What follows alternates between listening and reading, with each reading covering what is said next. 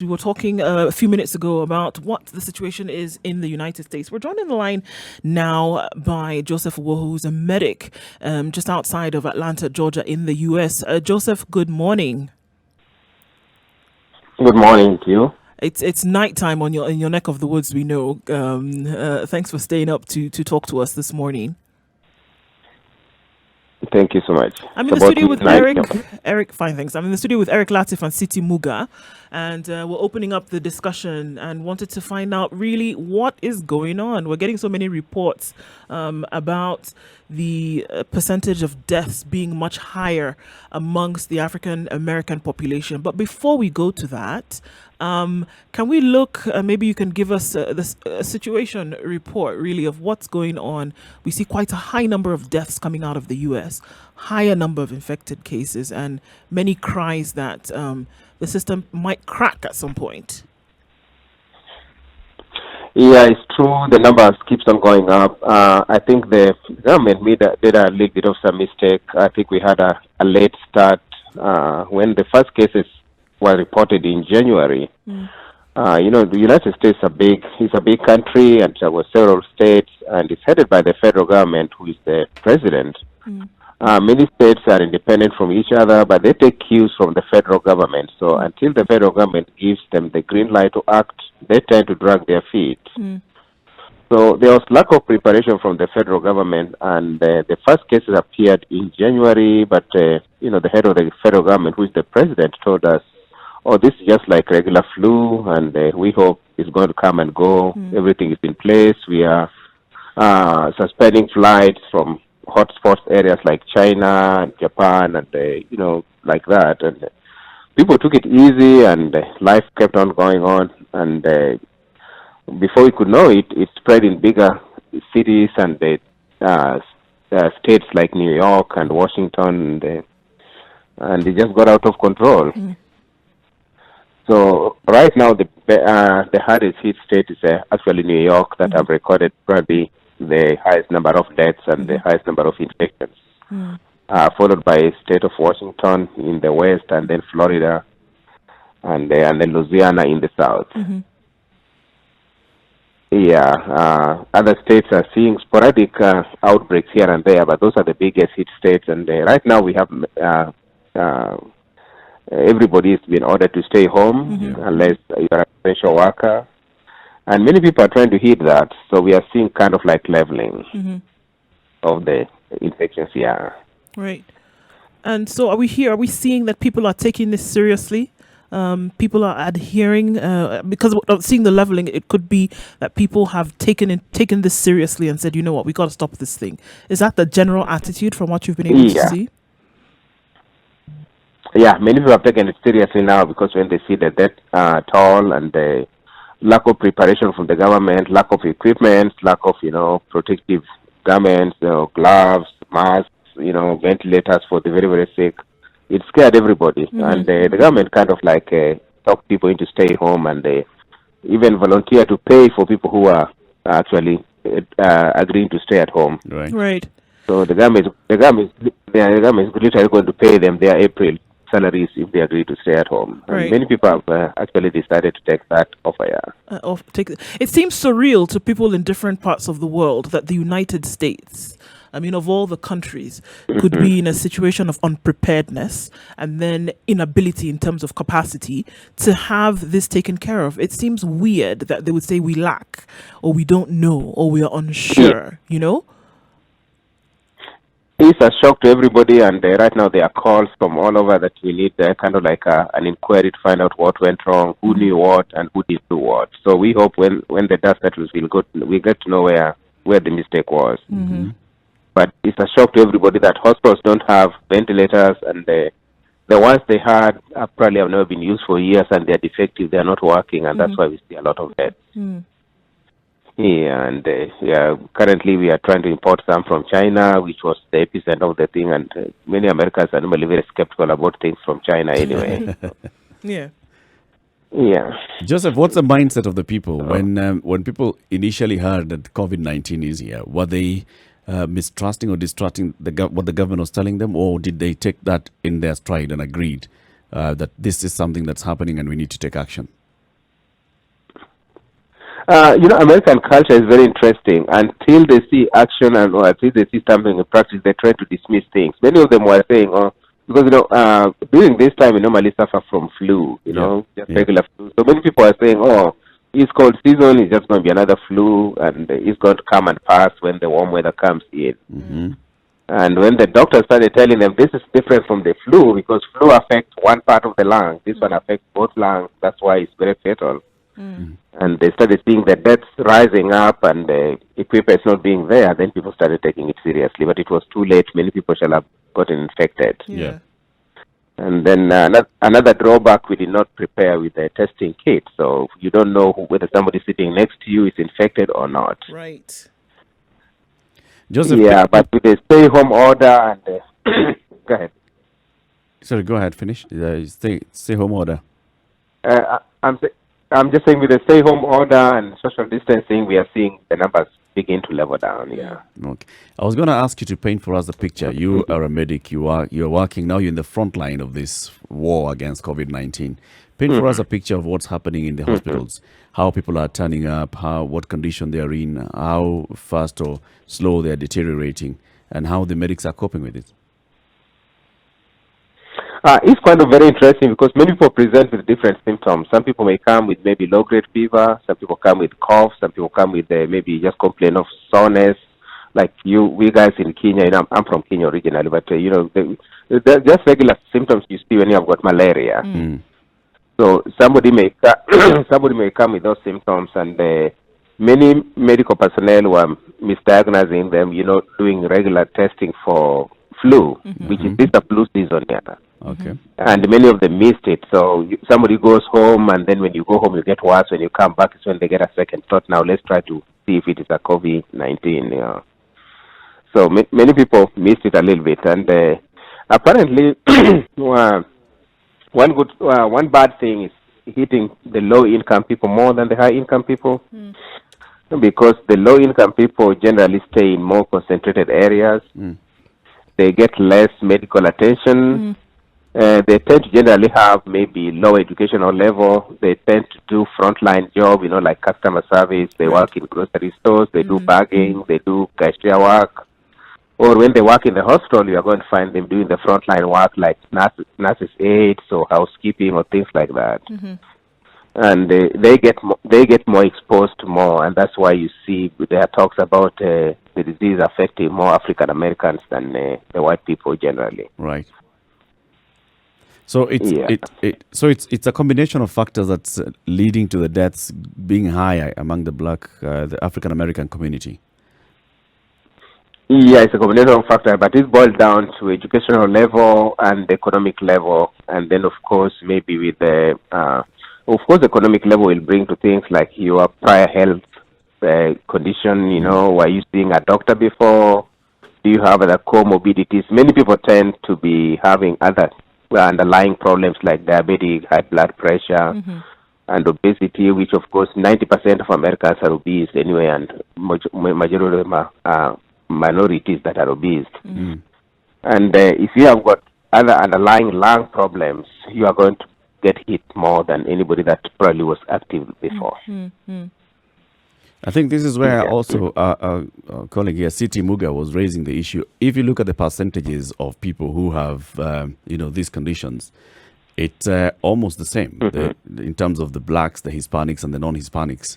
So why is it that then the blacks would get a higher effect from COVID-19? Yeah, that's what I was saying. That they get exposed more because they do more frontline work. Oh, I see. Yeah, like if you go to a hospital, you're going to find most of the nurses' aides are black people. The managers are white people. So who is going to get in contact with the patient first? It's the doctor, and then of course that nurse. Yeah, and then the manager, the CEO who is sitting up there, who is white, may not even see that patient, so he's not likely to get infected.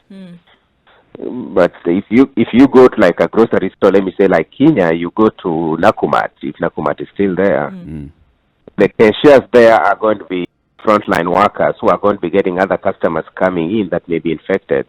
The manager who is sitting upstairs in the offices there may not get in contact with the infected person. So that's why my block people are getting infected because of being the frontline workers. You know, the examples that we've read in the media, Daktari, were referring to pre-existing health conditions. And if we were to go by that, then we would argue that the Native Americans tend to suffer because of the background of mistreatment that they've had. They have similarities in pre-existing conditions with people who belong to the black community. Would you say that they too would also be in danger? Or should I say greater danger? Yes. Yeah, they could be in greater danger because, as I've said, lack of better education, you don't get better access to healthcare. You are supposed to be doing your annual physicals. If you don't have a better job, you can't afford to see a doctor if you are not sick. Just go and see a doctor for a checkup. And if you don't see a doctor for a checkup, you may have a lot of underlying problems that may go undetected. So you find many black people have got a lot of underlying problems that go undetected because they don't see the doctor regularly because of their economic and the educational level. Not that they are not educated, but majority of them are like that. We have very educated black people here, but many of them are doing low-level jobs with maybe just high school diploma, just something like that. So one could probably argue that the pre-existing condition is more social than it is medical, isn't it? A long history of mistreatment, a long history of discrimination, a long history of underdevelopment, a long history of etc., etc. Would you say so? Social injustice. Yes. Yes. You can put it like that too. Yeah, you can put it like that. Yeah. So. What it's manageable. Many cities. Sorry, Dr. Sorry to interrupt, but please say what you wanted to say. I'm just saying it's more manageable if you have got a better health condition. If you are healthy before, you are most likely to survive than if you had other underlying problems, diabetic, heart condition, and things like that, Let me ask this question, Daktari. Remember the 2018 Spanish flu? 1918. Did I say 2018? Yeah. Yes, you did. No, I meant 1918. 1 century ago. That was probably what has been documented was the last time America had to deal with something of this nature. And that is in the book of history. And yes. I'm now speaking as somebody who reads a little history, not as somebody who has a medical background, which I don't. Yes, I am simply saying that even then, if you look at the way the citizenry or the counties, not even states, dealt with it, they understood the principles of isolation. They understood all these things that we're dealing with now back then in 1918. Why would you say that 100 years later, when we're faced with something similar and with all the development and all the progress that we've made, that people seem to be hesitant in applying things that have worked in the past? Yeah, I think some of it was I can say, bring it down to greed, whereby you have some governors did not want to close their states because they fear losing business. And they thought they could just ride it go on like that. And that's why they were waiting for the cues from the federal government, and the federal government did not act in time. Yeah. Because even right now, U.S. have got 51 states. I think there are 8 states that have not been locked down. The rest of them are locked down. You don't have to go to work unless you are an essential worker. But we have got 8 states that have refused to lock down completely. It was just until about 2 weeks ago that Florida beaches were still open. Students were still going to the beaches in Florida because that's a source of income for that state, and they didn't want to interfere with that. So it was greed for money that really fueled things. Yeah. Are they paying the price for that now? Would you say? Yeah, they are paying the price for it right now. Yeah, they are. So lack of action at that initial stage is leading to higher price. Yes. Joseph, would you say? Go ahead. A state like California, which actually controls almost a third of the U.S. economy, they closed down in February. They have seen their numbers go down. Actually, they are now loaning out some of their equipment to other states because they started much earlier. Wow. Yeah, but you have states like Georgia, where we live, like Florida. Georgia just closed down about 3 weeks ago. Actually, it was today. The governor extended it by another month again. But the whole of February we were open. We were going about our business as usual. Yeah, so we've seen here, I mean, if you look at economic approaches, and if you look at so many other things that have to do with government, we've seen that COVID has exposed the underbelly. And like we say, we look at the US, I mean, from the cover that we've seen, a pristine cover of a country that knew what they were doing, a world leader. Has it been the same, that COVID has exposed so many underlying issues, whether it coming from an economic level or a governance level, about the United States as a whole? Yeah, it has. That is very, very true. And it goes up to the top because of the political leadership that we have. The current president that we have is the kind that does not like taking cues from anybody. If you tell him A, he will insist it's B. So just the fact that WHO told him that this thing was dangerous, he refused to take cue from the WHO Director General. Yeah. And he refused to act completely because he didn't want to take cue from anybody else. Yeah. Joseph, stay on the line. We want to take a short break. I want us to take a short break, Joseph. Joseph Owuoho is a medic speaking on the situation on the ground in Atlanta, Georgia. He works and lives in the USA. This is a situation of Kenya's biggest conversation. CT Muga, Eric Latif Nduokwan. On the line is Joseph Owuoho. He's a medic who works and lives in Atlanta, Georgia. He's been giving us the lowdown of what's happening there in America. The reason why we're seeing a number of black people, predominantly black people, dying out of COVID-19. Let's also now talk about what we've been seeing. The story of hydroxychloroquine, CT, ask that question. Daktari, we've heard of researches being conducted worldwide using treatment for HIV, antibiotics, a combination of all these, some of them, all of them at the same time being conducted all over the world to try and provide a plausible treatment for COVID-19. What can you say about this?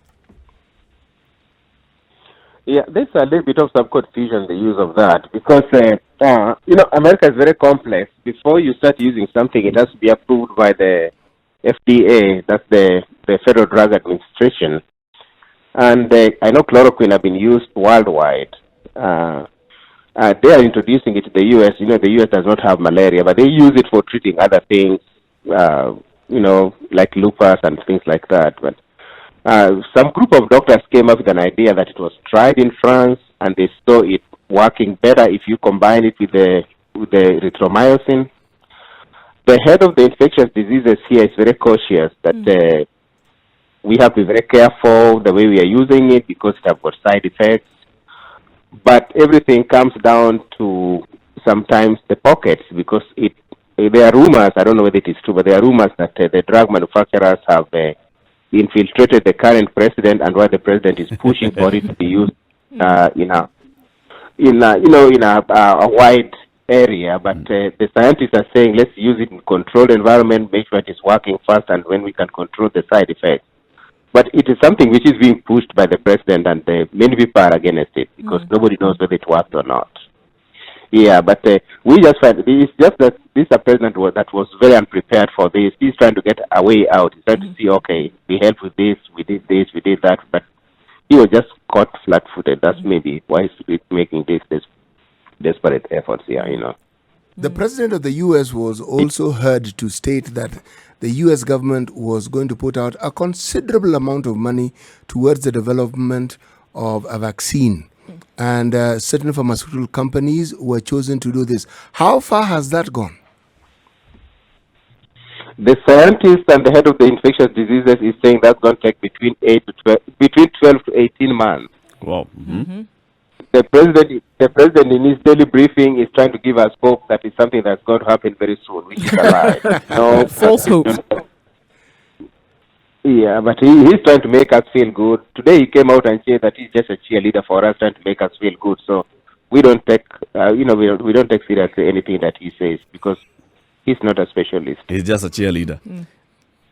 He has opened up a new war front. He has opened up a new war front with the World Health Organization. What's that all about?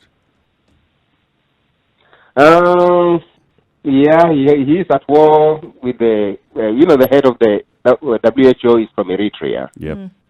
And this is a president that normally does not have very high regards for for Africans in general. So he thinks the man is inefficient. So I think it's a personal vendetta. But yeah, we will wait and see how far it will go, because the WHO warned the US as early as November last year about the outbreak in China. But the president ignored. So he's saying that the WHO gave them a warning but didn't tell them how serious it was. There was no way they could have known how serious it was going to be if it had just started in China.